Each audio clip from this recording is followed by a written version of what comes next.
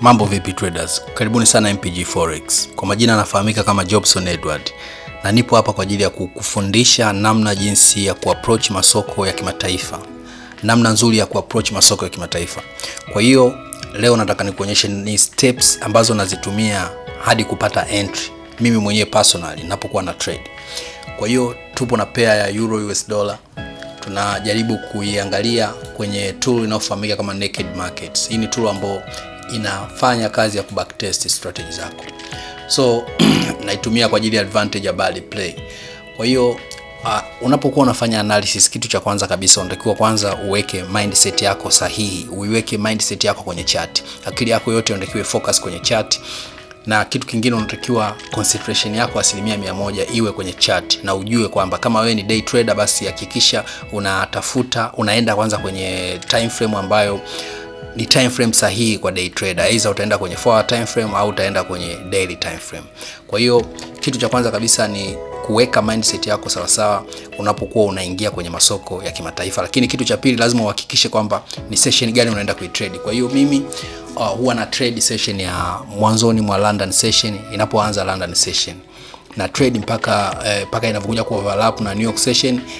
Mwisho wangu ni pale New York session inapoishia, ndo na mimi nakuwa nimemaliza for the day. Kwa hiyo nataka nikuonyeshe hapa steps ambazo unazitumia ili uweze kuelewa kwamba unapokuwa una trade unazingatia vitu gani vya msingi. Kwanza ni mindset, kwamba akili yako 100% inatakiwa iwe hapa kwenye hizi chart. Uangalie hizi pattern na uzistudy, uzisome, ujue kwamba zinakwambia nini.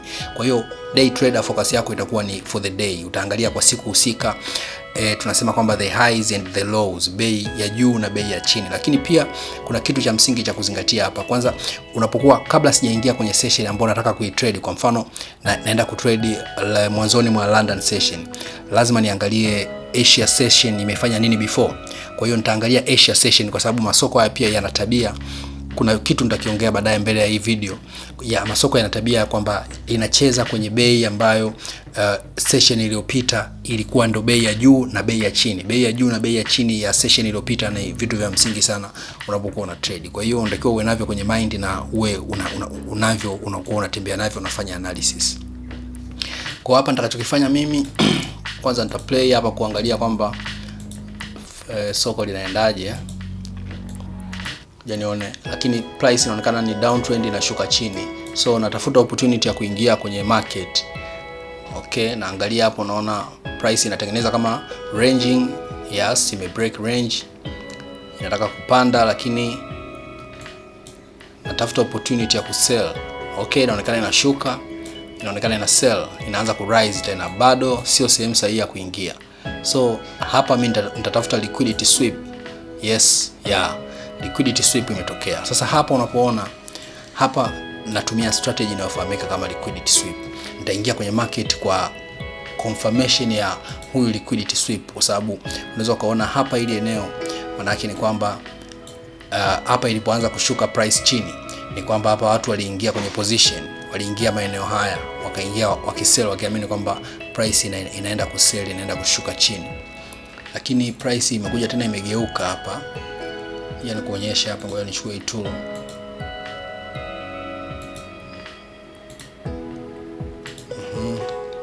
Unaweza kuona price imekuja hadi ile eneo,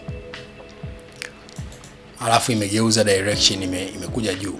Lakini ilivyokuja juu imepita hii the previous point, hii hapa, hii imepita hapa, imebroke. Sasa kumbuka kwamba hapa ina sell na tunatafuta opportunity ya kusell. Kwa hiyo tunaangalia ni namna gani tutasell. Sasa hii tayari inatupa confluence kwamba watu waliingia hapa kwenye hii trend ya iliyopita, waliingia kusell hapa. Lakini hii sasa trend ya sasa hivi ambayo imepanda uptrend ndio inatuonyesha kwamba imewatoa baadhi ya watu hapa ambao waliweka stop loss. Kwa kama baadhi ya watu wametolewa hapa ambao waliweka stop loss, hii ndio sehemu sahihi ya sisi kuingia kwenye market na kwenda kutembea na bei.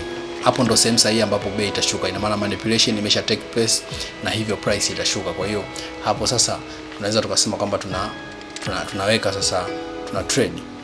Hapa mimi nita sell. Nataka ni sell sasa hivi hapa.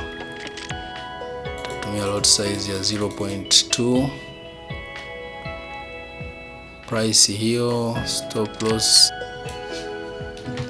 1.26 26, 26. Of course nita aim ku take profit kwenye hii level chini hapa 1.1924, 1.19246, then nita place trade hapo. Kwa hiyo unaweza kaona hapa kwenye mstari mwekundu hapa ndo kwenye stop loss yangu no pips 194, lakini take profit nimeiweka hapa kwenye mstari wa kijani pips 512. Kwa hiyo hii ndo trade yangu, na unaweza kaona hapa nilicho apply hapa ni liquidity sweep, kwamba tayari baadhi ya watu washatolewa hapa kwenye hii trade. Kwa sasa chart itakuwa ipo tayari kushuka, bei kushuka chini. Sasa ngoja tu play ili tuone kwamba tupo sahihi au hatupo sahihi. So click trade hapo, and then tutaangalia price kama inaenda uelekeo wetu.